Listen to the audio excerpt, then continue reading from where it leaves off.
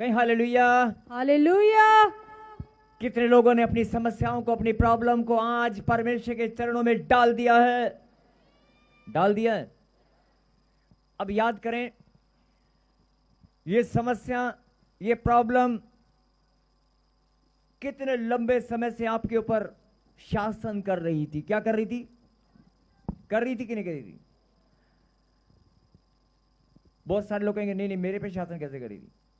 अरे ये प्रॉब्लम, ये बीमारी, जब कोई बीमारी शरीर में घुस जाती है, कोई दर्द पीड़ा, कोई इन्फेक्शन, कोई एलर्जी, दवाई खाते हैं, दवाई खाते हैं, ठीक हो जाती है, लेकिन कई बार दवाई भी काम नहीं करती है।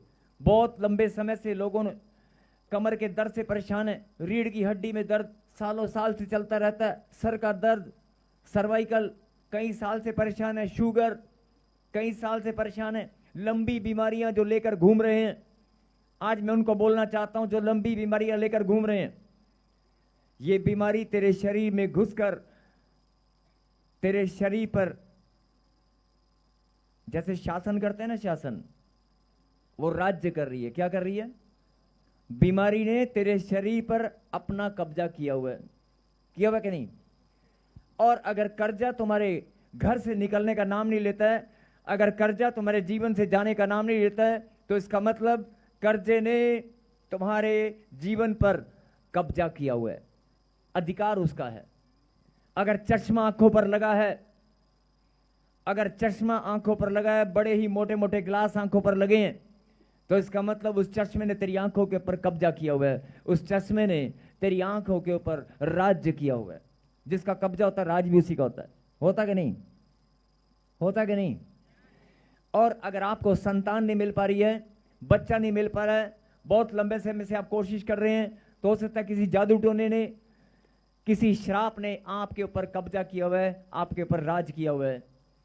जब इंसान को कुछ समझ में ना आए कि मेरी कोई गलती नहीं है, मैं प्रार्थना भी करता हूं, लेकिन फिर भी मेरी बीमारी जाती क्यों नहीं है, मेरी प्रॉब्लम निकलती क्यों नहीं है, ये बीमारी ने, कर्जे ने, प्रॉब्लम ने, समस्याओं ने, बेरोजगारी ने, हालात ने, परिस्थिति ने मेरे ऊपर कब्जा क्यों किया हुआ है, आपको समझ में नहीं आएगा।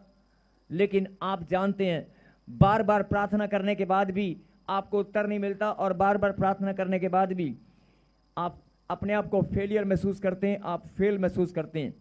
आज ऐसे लोगों को परमेश्वर आज एक बहुत बड़ा गिफ्ट देने वाले हैं। आमीन।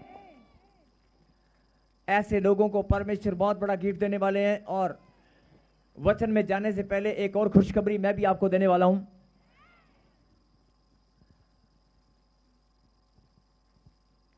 जो लोग लाइव देख रहे हैं हिंदुस्तान के कोने कोने से, देश विदेश की धरती से, प्रॉफेट विजेंद्र सिंह मिनिस्ट्री में आप सबका वेलकम है। और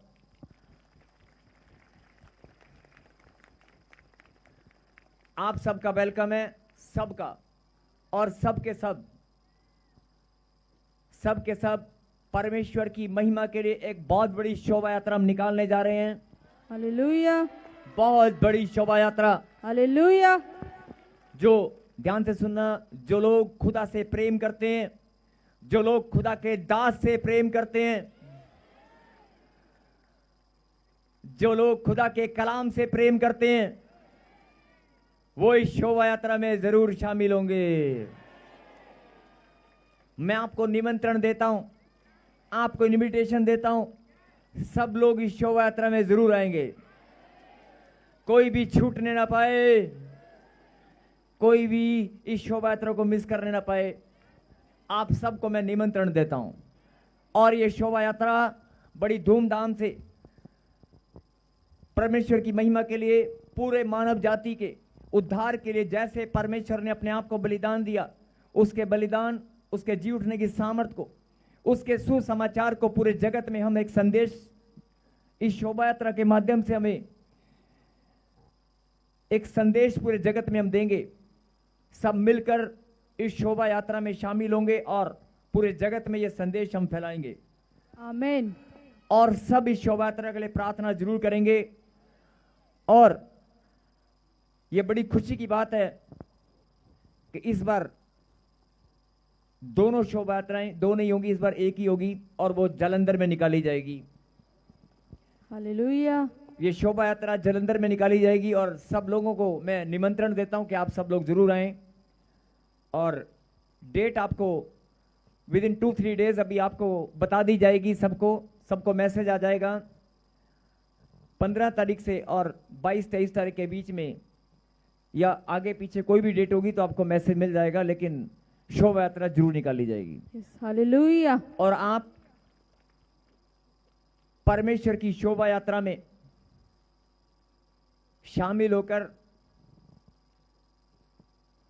परमेश्वर की शोभा यात्रा में शामिल होकर आपको अपने आप पता चलेगा कि मेरे परिवार की शोभा, मेरे बिजनेस की शोभा, मेरे जीवन में मेरे रिश्तों की शोभा बढ़ती जा रही है। हालेलुया। आप जरूर आए, आप सबको मैं निमंत्रण देता हूं। और आगे वचन में चलेंगे। सबके परमेश्वर में धन्यवाद करता हूं।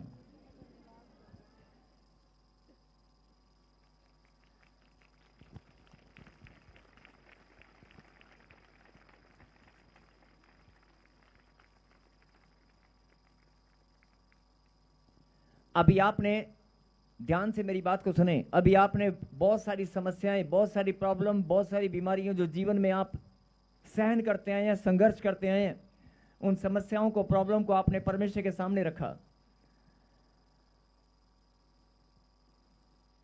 लेकिन एक चीज और है जो मैं बताना चाहता हूं। समस्या कोई भी हो, मेहनत कितना भी कि आपने किया हो, धन कितना भी कमाया हो, भागदौड़ कितनी भी की हो, लेकिन आपके पास हर एक इंसान जब सुबह काम पर निकलता है तो शाम को आकर वो क्या देखता है? शाम को आकर वो ढूंढता है 2 पल की शांति, कि मैं शांति के साथ अपने परिवार के साथ बैठकर खाना खाऊं या बातचीत करूं। आज हर एक जन के जीवन में शांति किसी ने छीन लिया है। अगर 2 दिन शांति आते, तीसरे दिन फिर कोई प्रॉब्लम आ जाती है। आपकी शांति को किसी ने छीन लिया है। अगर कोई कहे नहीं मैं तो बड़ा धन है मेरे पास, मैं बहुत खुश हूं, आप खुश हैं, लेकिन जब आप अपने बच्चों की तरफ देखते हैं तो आपका मन टूट जाता है। जब आप एक दूसरे को हाथ लगाकर कहीं जागते रहो, जब आप खुश हैं, बड़ा धन है आपके पास, बहुत रोजगार है, बहुत प्रॉपर्टी है, लेकिन जब आप घर में जाते हैं, अपनी वाइफ को, अपने बच्चों को देखते हैं, कोई बीमारी जब दिखाई देती है तो आपका हृदय टूट जाता है, शांति खत्म हो जाती है।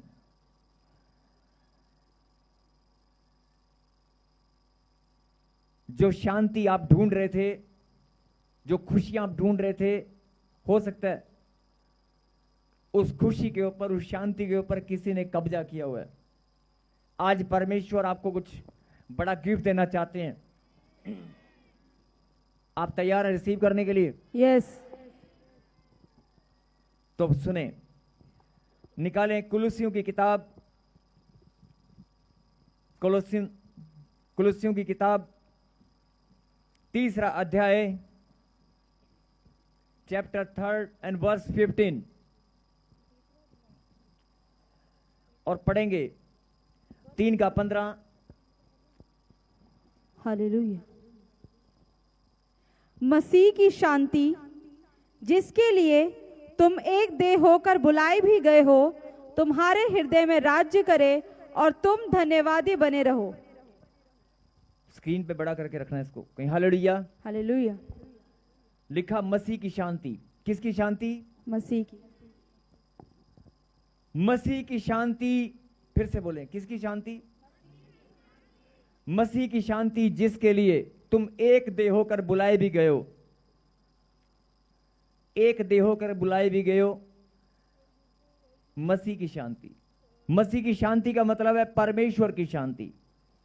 आपके पास अगर परमेश्वर की दी हुई शांति आपके पास है, आप मेरी बात समझ रहे हैं?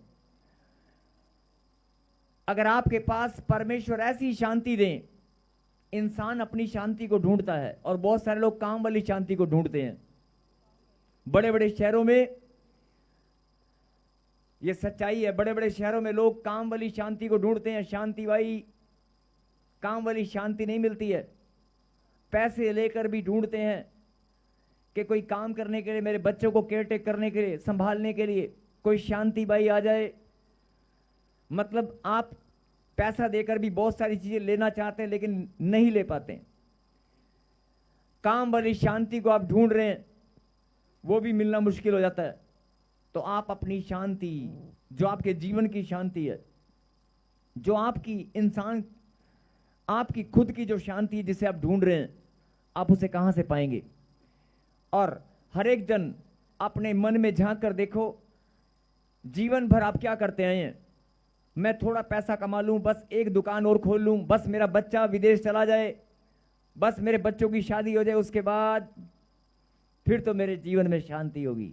मैं बड़ा थोड़ा सा धन कमा लूं, मैं नौकरी से रिटायरमेंट ले लूं, नौकरी से रिटायरमेंट लेने के बाद, एक घर बनाने के बाद, हर एक इंसान जब एक टारगेट को लेता है कि मैं उसके बाद आराम से शांति से मैं अपना जीवन बिताऊंगा, उसके बाद जो लोग सेवा में कि मैं उसके बाद थोड़ा सा ये काम कर लूं, बस थोड़ा सा ये काम कर लूं, उसके बाद फिर मैंने तो प्रभु की सेवा ही करनी है। आप मेरी बात समझ रहे हैं?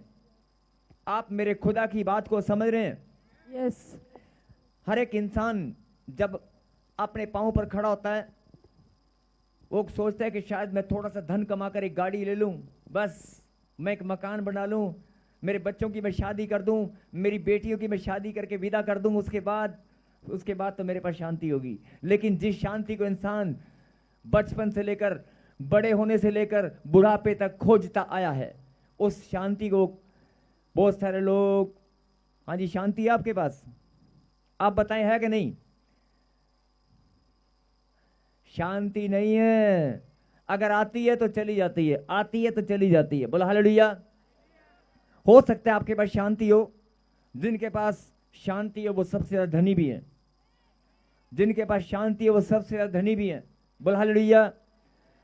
अगर आपके घर में एक सेकंड के लिए भी लड़ाई नहीं होती, एक पल के लिए भी झगड़ा नहीं होता, आपके विचार आपस में मेल करते हैं, आपके तालमेल बहुत अच्छे हैं, कोई लड़ाई झगड़ा आपके घर में नहीं है, और आपके घर में प्रेम ही प्रेम है, आप एक दूसरे के सहयोग करना जानते हैं, एक दूसरे से प्रेम करना जानते हैं, तो सबसे ज्यादा धनी आप हैं, तो सबसे बड़ी शांति आपके पास है। लेकिन अपनी आत्मा में, अपने हृदय में झांक कर देखो, कहां है शांति? कोई सासू मां के साथ उलझ रहा है, प्रार्थना करते हैं, कोई बहनों के साथ, कोई भाई के साथ झगड़ा करने पर लगा हुआ है, बोलते हैं मेरे घर में, मेरे जीवन में शांति है। अरे तुम्हारे घर में अगर लड़ाई झगड़ा, नोक झोंक है, तो कहां शांति है? अगर आपके घर में विचारों में गड़बड़ी है, तालमेल नहीं है, बाप ने बेटे को पाल पोस कर बड़ा कर दिया और बेटा अपने मर्जी से कुछ काम करना चाहता है लेकिन पिता उसको कुछ और कराना चाहता है, दोनों के विचारों में तालमेल नहीं है, वो अलग बात है कि पिता ने अपने मन को समझौता, बच्चे के साथ, हालात के साथ समझौता किया और उसको काम खोल कर दे दिया, अपनी जमा पूंजी उस पर लुटा दी, वो बर्बाद करे या बढ़ाए, लेकिन समझौता बाप ने किया, वो एक अलग बात है। लेकिन अगर तालमेल नहीं है तो शांति भी नहीं है। आप मेरी बात समझ रहे हैं? आपके रिश्तों में शांति नहीं है, आपके जीवन में शांति नहीं है, आपके विचारों में तालमेल नहीं है, आपके बिजनेस कारोबार में जहां भी आप जाते हैं, आप सोचते हैं कि मैं थोड़ा सा टारगेट अचीव कर लूं, मैं अपने बॉस को खुश कर लूं, बस मेरा बॉस खुश हो जाएगा, फिर शांति रहेगी, फिर मैं आराम से जो मेरा टारगेट अचीव हो जाए। लेकिन टारगेट अचीव होने के बाद एक और बड़ा टारगेट आ जाता है। जीवन में जो भी आप टारगेट लेते हैं, जब भी कोई टारगेट को आप अचीव करते हैं, उस टारगेट के बाद एक और बड़ा टारगेट आपके सामने आ जाता है। जिनको बात समझ में आ रही है और जो बात को समझ रहे हैं और जिनको लगता है कि मेरे जीवन की बात हो रही है, वो हाथ उठाकर गवाही देंगे और कहेंगे हालेलुया। जिनको लगता है कि मेरे जीवन के हिस्से से जुड़ी हुई बात मुझे आज सुनने को मिल रही है, या मेरे पिता मुझे मेरे जीवन की बात मुझे समझा रहे हैं, तो एक बार कहें हालेलुया। आप बात कर रहे थे अभी शांति की, आपके रिश्तों में शांति नहीं है। अभी मैंने उदाहरण दिया, अरे काम वाली शांति, बड़े बड़े शहरों में काम वाली शांति नहीं मिलती है, शांति बाई को ढूंढ, शांति बाई अगर वो भी नहीं मिल पा रही है तो आपके जीवन में शांति कहां से मिलेगी? बड़ा पैसा आप कमा लें, बड़ा कुछ भी कमा लें, अगर समय रहते आपने अपनी माता पिता का प्यार नहीं पाया, अगर समय रहते आपने माता पिता की सेवा नहीं कर पाए, आपने सोचा कि मैं बड़ा होकर नौकरी करूंगा, ध्यान से सुनना मेरी बात को, बड़े होकर नौकरी करूंगा और नौकरी करते हुए मैं विदेश में जाऊंगा, माता पिता ने आपको विदेश भेज दिया या आप विदेश में चले गए या जॉब के लिए आप कहीं बाहर चले गए, उसके बाद आपने सोचा कि मैं बस सब थोड़ा सा सेटलमेंट कर लूं, थोड़े बच्चे सेटल कर लूं, फिर अपने माता पिता की सेवा करूंगा। वो सेवा करने को मिली या नहीं मिली? समय रहते अगर सेवा करने को नहीं मिली, माता पिता को कुछ हो गया, वो चले गए या आपसे और ज्यादा दूर हो गए, आपके पास समय नहीं है सेवा करने का, तो कहां आपके जीवन में शांति है? तो कहां आपके जीवन में शांति है? मन में वो विचार हमेशा के लिए रहेगा कि मैं अपनी मां की सेवा नहीं कर पाया, मैं अपने पिता की सेवा नहीं कर पाया। ऐसे बहुत सारे लोग हैं अपने रिश्तों में कि मैं अपने बच्चों को खुश नहीं कर पाया, मैं अपने बच्चों की खुशियों के लिए मैं कुछ करना चाहता था लेकिन मैं कुछ नहीं कर पाया। बहुत सारे लोग अपने आप को कोसते हैं। आप प्रभु को जानते हैं, परमेश्वर की सामर्थ को जानते हैं, लेकिन फिर भी आप अपने आप को कोसते हैं कि मैं अपने बच्चों के लिए कुछ करना चाहता था लेकिन मैं कुछ कर नहीं पाया। उल्टा बीमारी ने मुझे और दबा दिया है। मैं 4 पैसे कमाकर कुछ करना चाहता था लेकिन 4 की जगह 40 पैसे और मेरे ऊपर खर्चा पड़ गया है। अरे जितना मैं 4 कदम आगे चलता हूं उतना ही 4 कदम मुझे पीछे जाना पड़ता है। 4 कदम आगे चलता हूं 2 कदम पीछे जाता हूं, फिर 4 कदम आगे चलता हूं, फिर 10 कदम पीछे जाना पड़ता है, फिर मेरे कदम ही रुक जाते हैं। वो 4 कदम एक ही कदम में बदल जाता है। आप मेरी बात समझ रहे हैं? जब भी आप बढ़ने की सोचते हैं, आपकी बढ़ोतरी को कोई रोक रहा है। आपके जीवन में बहुत सारे लोग कहते हैं कि जीवन है ऐसे ही चलता रहेगा। अरे ऐसे नहीं चलेगा। परमेश्वर ने ऐसा जीवन आपको नहीं दिया। परमेश्वर ने आनंद से भरा, खुशियों से भरा, अच्छी तंदुरुस्ती के साथ। हालेलुया। छोटा सा बच्चा देखा आपने, ध्यान से सुनना, नन्ना मुन्ना बच्चा देखा आपने, 6 महीने से 6-7 महीने 8 महीने के बच्चा जब बढ़ने लगता है, 3-4-5 साल तक जब वो बच्चा बढ़ता रहता है, आप उसे गोदी में खिलाते हैं, उसको देखकर, उसकी मासूमियों को देखकर आप ताली बजाते हैं, हंसते हैं। उसके खाने पीने को देखकर, उसको गोदी में उठाने को देखकर कितना प्यार आप उसे करते हैं। जैसे वो मासूम बच्चा तंदुरुस्ती के साथ, अच्छी सेहत के साथ खेलता है, कूदता है, खुश रहता है, ना उसको स्कूल की चिंता है, ना उसको पढ़ाई की चिंता है, उसको बस खाना पीना सोना और खेलना है। उसके पास कोई चिंता नहीं होती, उसके पास शांति शांति होती है। होती है कि नहीं होती है? होती है कि नहीं? और माता पिता उसे देखकर खुश होते हैं कि ये ऐसे ही मेरा पिता आपको ऐसा जीवन देना चाहता है। आमीन। कि आप काम करते रहें, जो आपका मन करे, जो आपका मन करे, प्रार्थना करते रहें, काम करते रहें, खाते रहे, पीते रहे, चलते रहे, फिरते रहे, सोते रहे, जो आपको करना है करते रहें, लेकिन चिंता, प्रॉब्लम, समस्या आपके पास नहीं होनी चाहिए। ऐसा जीवन, जब छोटे से बच्चे को परमेश्वर ऐसा जीवन दे सकता है तो आपको नहीं दे सकता है। आप वही छोटे बच्चे हैं जो छोटे थे और बड़े हो गए हैं। आप वही छोटे बच्चे हैं जो छोटे थे और बड़े हो गए हैं। जब छोटे थे तो आपको कोई चिंता नहीं थी। अरे 10 साल तक, 8 साल तक, 9 साल तक आपको कोई चिंता नहीं थी। अब चिंता ही चिंता है। अब आपके पास शांति नहीं है। आप अपनी शांति को खोज रहे हैं और शांति को खोजते खोजते आप जीवन भर 15-20 साल से लेकर जब से आपने होश संभाला है कि मैं बस एक वीजा लगा लूं, बस एक दुकान खोल लूं, बस मैं एक ये काम कर लूं, साथ में ये काम एक और कर लूं, ये कर लूं, वो कर लूं, फिर मैं अपने बच्चों के लिए ऐसा करूंगा, वैसा करूंगा, बस छोटा सा मैं एक काम और कर लूं, बस मेरी मम्मी ठीक हो जाए, बस मेरे पापा ठीक हो जाए, बस मैं ये कर। सारा जीवन आप लोग ऐसे ही चलते रहते हैं। आज परमेश्वर आपको ऐसा गिफ्ट देना चाहते हैं जैसे आप बचपन में आनंद के साथ, बिना किसी चिंता के साथ, शांति और आनंद के साथ खेलते थे, कूदते थे, हंसते थे। ऐसा मेरा परमेश्वर आपको फिर से बनाना चाहता है। आमीन।